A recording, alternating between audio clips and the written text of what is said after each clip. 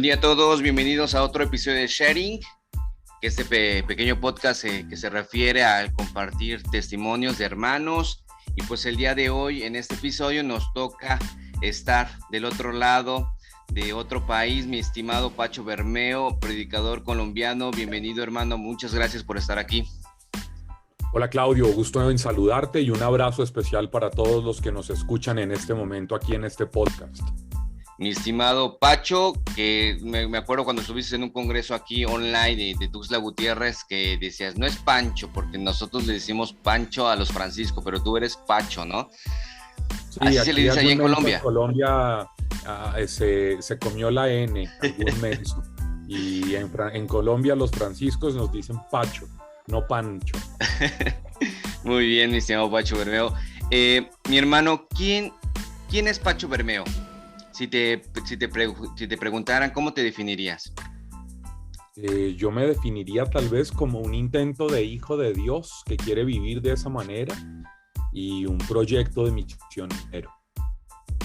Y creo que eso en lo que tiene que ver con lo personal, de resto un tipo de familia sencillo, dedicado a la evangelización y nada más, tal vez como un buscador en medio del camino, en medio de la realidad, en medio de la historia, en medio de la sociedad, buscador de Dios desde la experiencia de la Iglesia Católica que quiere ensanchar los horizontes para vivir en la unidad del cuerpo de Cristo y así tratar de ser testigos de la experiencia de Jesús. Esa sería como la manera en la que yo describiría un poco desde diferentes matices cuál es mi realidad. Muy bien, mi hermano. Cuéntame cómo era Pacho antes de conocer a Jesús.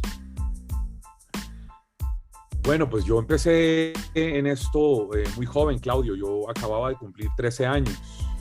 Entonces, significa que quien era yo en ese momento, pues viene con una historia personal particular, digamos. Yo soy el menor de 2 hermanos. Mi hermano mayor, Juan Manuel, que fue la razón por la cual mis papás se casaron, en donde pues ellos se casan embarazados y a los 5 meses de embarazo, por una condición fisiológica, mi hermano nace de 5 meses de gestación y muere al día siguiente. Y bueno, pues nosotros los cristianos creemos en la vida, no en la muerte. Por eso yo soy el menor de 2 hermanos, aunque he vivido como hijo único toda la vida.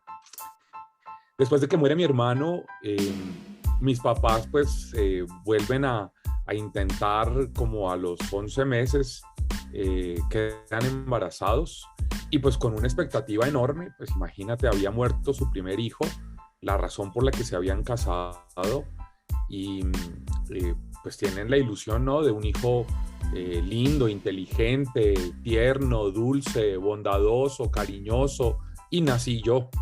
Es decir que pues ahí fueron superadas todas sus expectativas, obviamente. Y lo que viene después es que después de nacer, como a los 9 meses, mis papás, en medio de una situación complicada entre ellos, deciden separarse. Y entonces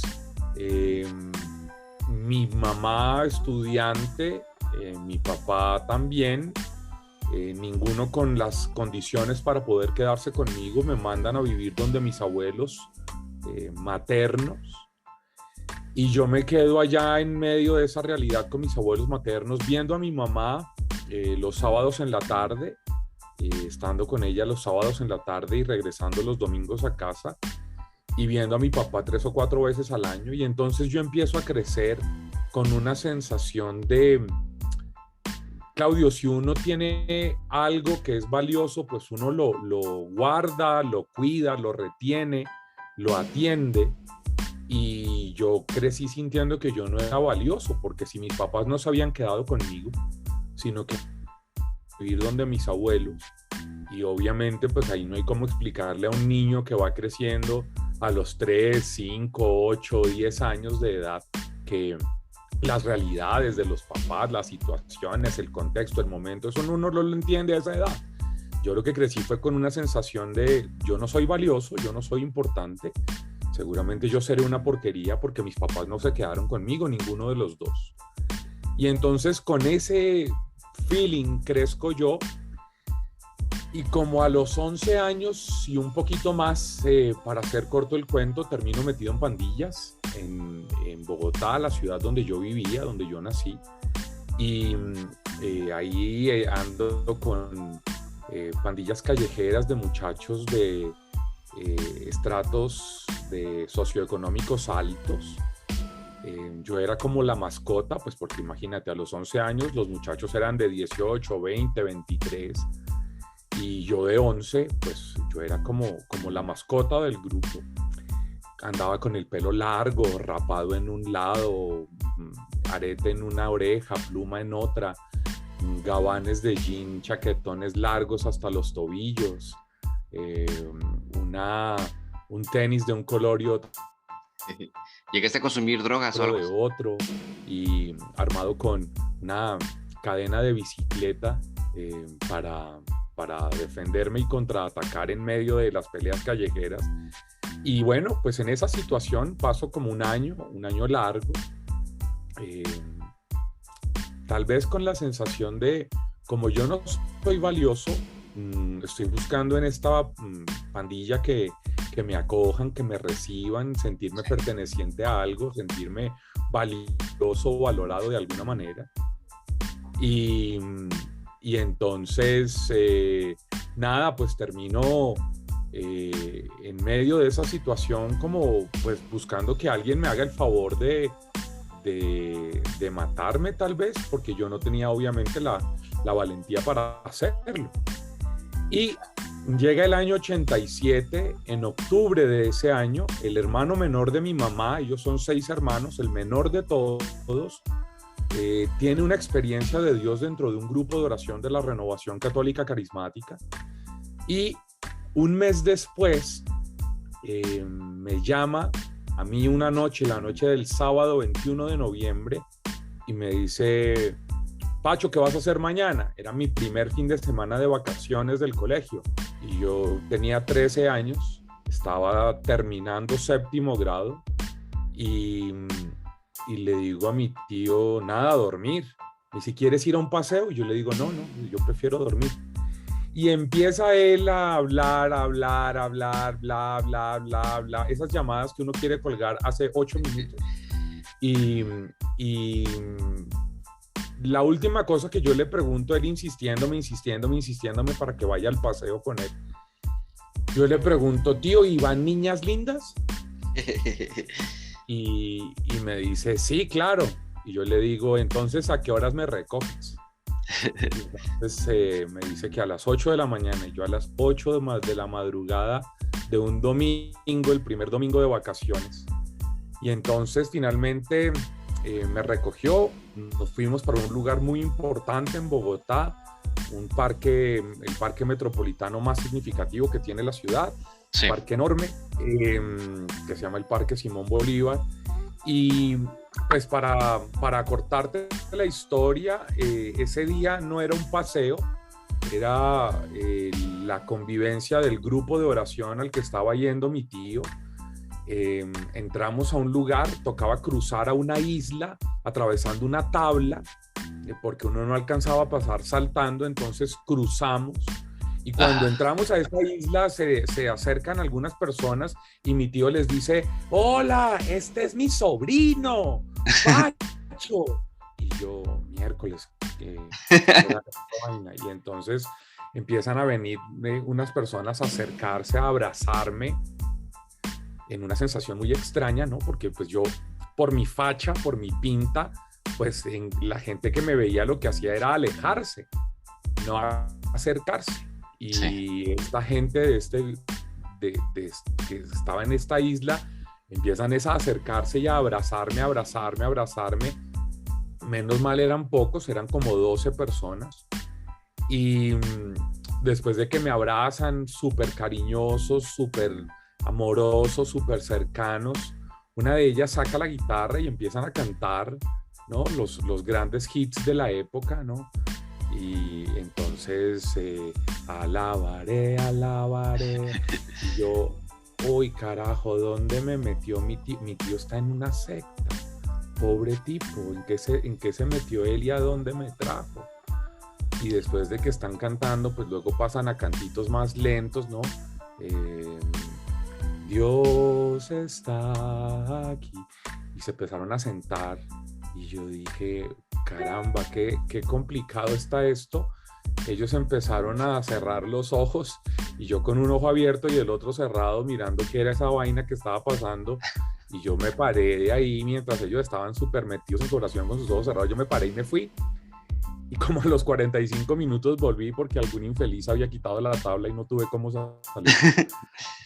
Así que estuve secuestrado por Dios, en términos colombianos, el domingo 22 de noviembre del año 87. Ahí tengo una experiencia de sentirme amado, de sentirme valorado, de sentirme valioso. Y empieza una historia de cambio de vida que ahí ha ido poco a poco a lo largo de estos años. Esa es como la historia de quién era yo, de lo que vivía, de en lo que estaba metido, de qué era lo que sentía, hasta el momento en que me encuentro con el Señor por primera vez hace ya casi 34 años. 34 años. ¿Y ahorita, Pacho, estás de tiempo completo en la evangelización o tienes un trabajo extra? No, yo estoy de tiempo completo, Claudio, desde el 20 de agosto de 1996. Es decir, que en 10 días, más o menos, estaré cumpliendo 25 años de estar dedicado de tiempo completo a la oración por los enfermos, a la predicación, a la formación, a la evangelización en general. Oye, Pacho, hablando de eso, ¿cómo creer en la providencia, no? Porque muchos de esos pasos a dar son pasos de fe y tú dices apostolado 100% entregado y tú dices, ¿eres casado? ¿Eres casado, Pacho? Sí, soy casado con una cantautora de música católica chilena que se llama Paulina Rojas. Wow.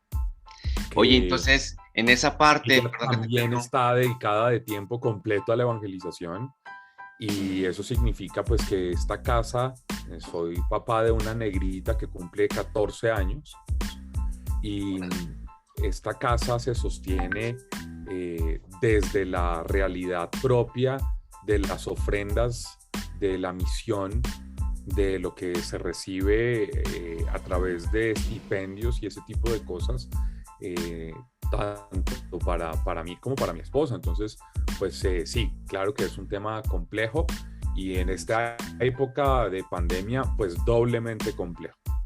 Sí. ¿Alguna vez sí te ha pasado decir, oye, ¿qué voy a hacer con la escuela de mi hija? O, oye, falta esto. Y de repente viene una respuesta de Dios y dices, ay, caray, Dios me está cuidando, pues, confirmando tu vocación en esa parte también del apostolado 100%. ¿Alguna vez te ha pasado algo relativo a eso? Cientos de veces. Sin embargo, yo no soy de los que pienso que Dios actúa mágicamente.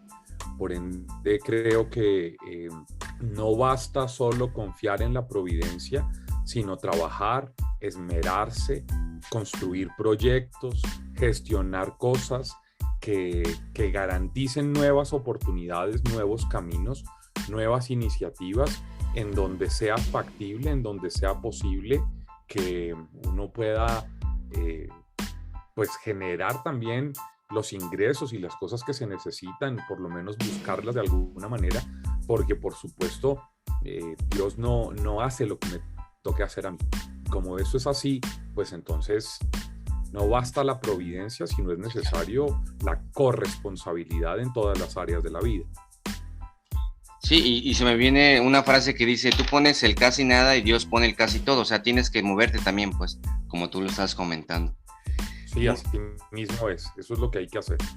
Muy bien, Pacho. Entonces, cuéntame esa experiencia que tuviste de la Secretaría de Jóvenes, fuiste el primer coordinador, sería a nivel latinoamericano, ¿verdad, Pacho? Sí, así es. En el 2002, Claudio, en el ECLA de La Paz, Bolivia, el CONCLAD le pide a uno de sus miembros, quien era el coordinador nacional de la Renovación de Chile, que se llama Walter Zimmerman, que organice una comisión que se encargue de articular y de organizar el trabajo de los jóvenes de la renovación carismática en América Latina. Y Walter, que me conocía a mí de hace años, yo estaba en el ECLA, estaba participando, asistiendo. Yo empecé a asistir a los ECLAs desde mayo del 95, cuando fue el ECLA en Tegucigalpa, Honduras, y había estado participando de todos los ECLAs a donde había podido. Había ido al Encuentro Mundial de la Renovación en el año 97 en Israel para la celebración de los 30 años de la renovación. Y Walter, terminada la reunión del CONCLAD, cuando comienza el ECLA, me busca y me dice que él me quiere pedir a mí, que yo había sido coordinador de los jóvenes de Colombia durante unos años, sí, en un periodo desde el 95, desde el 93 hasta el 97, había sido yo el coordinador de los jóvenes de mi país, que ya que yo tenía la experiencia de la coordinación de los jóvenes y eso, que él me pedía que yo me encargara de organizar un camino de comisión de jóvenes. Y en ese mismo ECLA estaba una amiga mía con la que llevo muchos años de amistad, que se llama Silvia Mariela Vera, que es cantante paraguaya, y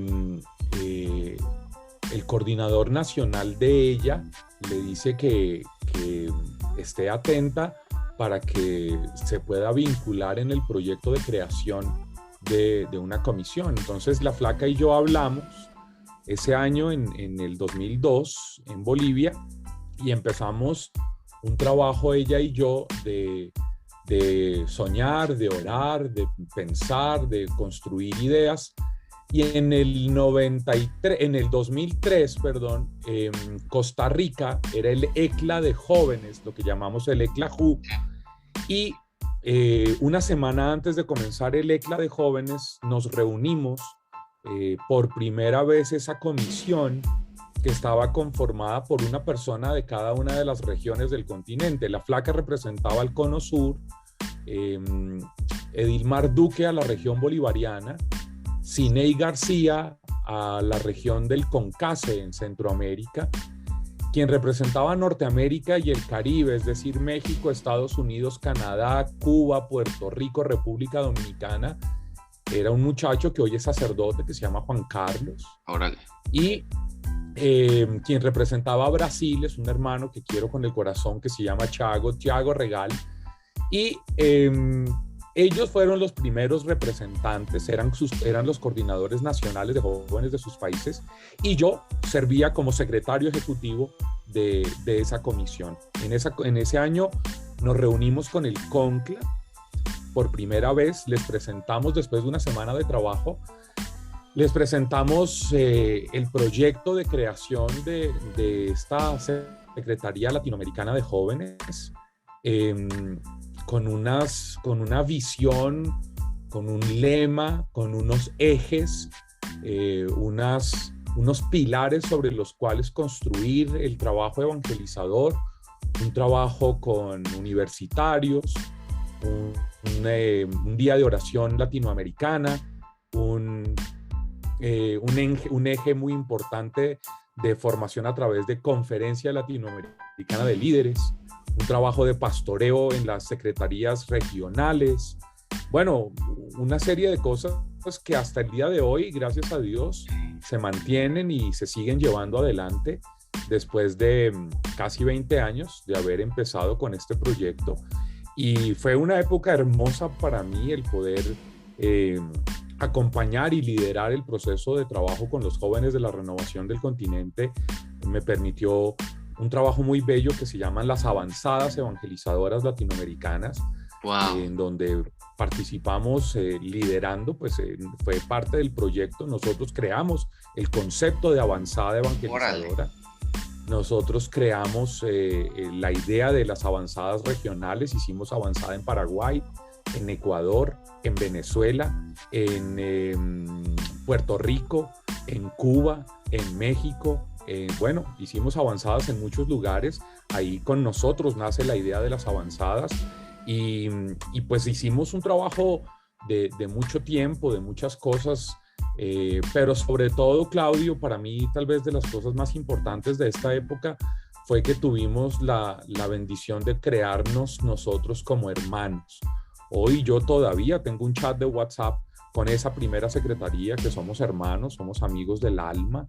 Luego llegó, cuando Juan Carlos se fue para el seminario, llegó Xiomara Fernández, que era la coordinadora de la Renovación de Jóvenes de la República Dominicana, y con ella se conformó la secretaría los siguientes 3 años, desde ese momento hasta el 2006, cuando yo entregué la responsabilidad que me correspondía, porque era un periodo de 4 años.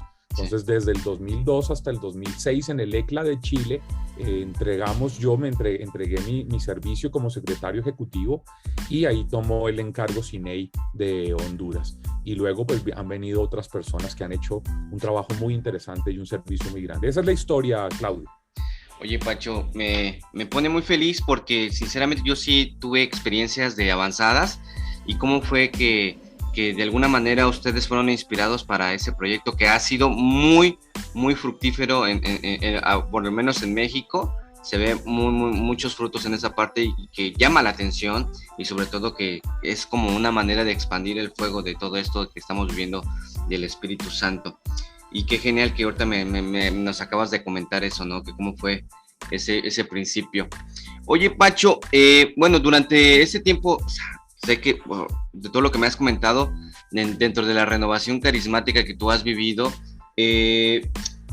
yo, por lo menos nosotros tenemos como personas que tal vez nos inspiran, ¿no? Hay como personajes muy significativos en nuestras vidas. Por ejemplo, el padre Emiliano Tardí, o el padre Darío Bentancur. ¿Tuviste algún contacto con alguno de esos hermanos que fueron así pilares y que han ayudado a la renovación? Claro, con casi todos, tal vez, porque pues por mi servicio tuve la gracia de participar de diferentes escenarios, en compartir con algunos de ellos. Pues yo aquí en Colombia, yo crecí de la mano de la experiencia de la renovación que se lideraba desde el Minuto de Dios. Entonces, quien fue mi director espiritual por muchos años fue el padre Diego Ramillo. Y pues junto a él, con quienes viajé haciendo misión durante muchos años, John Mario Montoya, Charlie García, gente de aquí de Colombia. Y bueno, después pues el Señor, gracias a este servicio en América Latina, fueron abriéndose otros escenarios, y por supuesto por aquí, por Colombia, pasaban el padre Emiliano, con quien tuve la oportunidad de compartir en diferentes momentos. Pues de ustedes, de los mexicanos, yo tuve, mira, te voy a contar esto, tuve la dicha de predicar el encuentro diocesano de la renovación en Mexicali, Baja California, en el año en el que el fin de semana estaba muriendo Juan Pablo II, y ese encuentro diocesano lo predicamos Monseñor Carlos Talavera, el padre Salvador Carrillo Alday y este servidor. Así que estuvimos quedándonos durante ese fin de semana en la misma casa con ellos. En el ECLA primero al que yo fui, que te dije en Tegucigalpa en el 95, el padre Diego no fue, y el padre Diego estaba el padre Camilo Bernal, también eudista, y como yo era el coordinador nacional de los jóvenes de Colombia en esa época, pues me enviaron a mí para participar en representación de los jóvenes en el ECLA. Y cuando yo llegué, los organizadores se enteraron que yo era pues como hijo del padre Diego, y para cuidarme, yo creo, me mandaron a dormir en ese lugar que es maravilloso, que se llama Valle de Ángeles. Nosotros dormíamos en cabañas de 4 o 5 habitaciones. Y en esa cabaña donde yo dormí, durmió el padre Emiliano, el padre Salvador Carrillo Alday, Pepe Prado, el padre Salvador Gurrieri de la Argentina y yo. Así que fue una semana en donde en todas las noches ahí en la salita de la casa de esa pequeña, como kiosco, como cabaña, todas las noches pues yo me sentaba a conversar y a escucharlos a ellos, y escucharlos. Entonces para mí ese ha sido como la cercanía con ellos. Después de eso pasó el tiempo y en el año 97, cuando fui, el padre Diego me mandó a participar del Encuentro Mundial de la Renovación en Israel, y allá quienes estuvieron más pendientes de mí fue el padre Raniero Cantalamessa, que me adoptó esos días como un hijo suyo, sobrino suyo, porque yo iba solo, no había nadie más de la delegación, y se enteraron que el que me enviaba era el padre Diego, y entonces Pepe Prado y Chiquito Villalba le dijeron al padre Raniero, y estuve ahí metido tras bambalinas con el padre Raniero y tomando el lunch y el refrigerio y esas cosas con el padre Raniero. Y luego, pues después con el tiempo, pues fui teniendo cercanía con un montón de gente, con Patty Mansfield, con quien compartí un poquito más de cerca en el año 2013, cuando se llevó a cabo lo que se llamó la consulta profética, que fue un encuentro para 160 personas, líderes de todo el mundo, que se realizó en Belén, Palestina, para discernir hacia dónde iba la renovación en los siguientes 50 años. Y ahí tuve ocasión de compartir con Patty y con Jim Murphy, con la gente del ICRES de esa época. Tuve pues una cercanía muy querida con Michelle Morán, que fue por muchos años la presidenta del ICRES. Tuve la ocasión de compartir con ella en diferentes lugares, con Oreste Pesare, que era el director de la Oficina Mundial en Roma, y bueno, pues así la vida fue dándome la gracia de compartir con unos y otros, de interactuar con diferentes hermanos en diferentes circunstancias, y ha sido para mí ese como un regalo. De los que son líderes hoy, pues he sido hermano toda la vida de Andrés Arango. Yo hice parte de esa relación, esa primera parte de la relación de amor entre él y Katia Gómez, que Katia era pues amiga mía de toda la vida, y Andrés también. Y ahí yo en ese ECLA del 2006 en Chile ayudé de alguna manera como Celestino a propiciar encuentros y cosas entre ellos. Y bueno, así que ha sido pues hermano de tantos años y tanta gente y tantas personas alrededor del mundo con las que hemos compartido y hemos crecido y hemos vivido una experiencia de Dios pues muy significativa. No, qué padre, Parcho. La verdad, todo lo que has vivido ha sido muy significativo en cuestión de todos esos testimonios que tienes con bastantes íconos, ¿no?, dentro de la renovación carismática que ha ayudado tanto. Y ya para finalizar, mi estimado Pacho, algo que quisieras compartir, por ejemplo, actualmente estás de tiempo completo, tienes una plataforma, también he visto que tienes, me parece algo de como conferencias de teología, noches de teología también que he visto, algo así, algo que quisieras decirnos sobre ello para invitarnos. Pues hermano, en esta pandemia pues han surgido la necesidad de estar cerquita a las personas, ¿no? Y tratar de aportar desde lo que se puede. Entonces, el año pasado, por esta época, estábamos trabajando muy duro en la creación de la página web mía, que es www.pachobermeo.com, en donde encuentran, pues hay recursos de todo tipo. Están los libros que yo he escrito, ahí están los podcasts sobre liderazgo, artículos escritos de formación, de crecimiento, están algunos cursos, están la posibilidad de hacer un viaje interactivo a los lugares santos en Israel, en Grecia, en Turquía, en donde entran a la página web y buscan una sección que se llama Peregrinemos, y en donde pues ahí hay un itinerario por un montón de lugares santos, en donde hay una predicación mía en cada uno de esos lugares con la gente que yo he llevado. Yo por algunos años, yo estudié un diplomado en arqueología bíblica en Israel en el año 2011, y después de eso he estado llevando grupos a hacer viajes de fe a los diferentes lugares en las tierras santas. Y entonces pues eso ha quedado grabado, ha quedado registrado, y en esta página web mía pues ahí están predicaciones en cada uno de esos lugares. Pues en las redes sociales, en Instagram, en Twitter, en Facebook, ahí me encuentran @PachoBermeo en cualquier parte, Pacho Bermeo Predicador Colombiano en Facebook. Me encuentran en mi canal de YouTube, que es Pacho Bermeo también, en donde hay un comentario al Evangelio Dominical todas las semanas. Y este que tú mencionabas, Claudio, que es un proyecto muy grande que hemos tenido en este año y medio, que se llama Las Noches de Teología y Espiritualidad, ha sido pues en alianza con un amigo mío de toda la vida, que es uno de los más grandes biblistas que tiene el mundo de habla hispana, que es el padre Fidel Oñoro. Es budista, nacido dentro del mundo de la renovación, y él es el decano de la Facultad de Estudios Bíblicos, Pastorales y de Espiritualidad de la Universidad del Minuto de Dios.